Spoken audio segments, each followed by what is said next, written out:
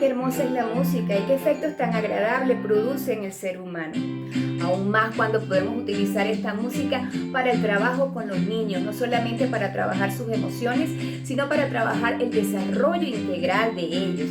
¿Cómo lo vamos a hacer en esta clase? Vamos a trabajar el tema titulado Cualidades del sonido. Las cualidades del sonido son 4 básicamente que vamos a estar desarrollando durante esta y una segunda clase.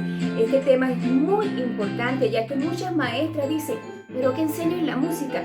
Solamente canciones. No, el sonido tiene propiedades que nosotros podemos sacar mucho provecho para los procesos de atención, de memoria, de imaginación y de creatividad de nosotros y también de nuestros niños. Así que bienvenido, espero que puedas aprender muchas actividades para que puedas realizar con los más pequeños.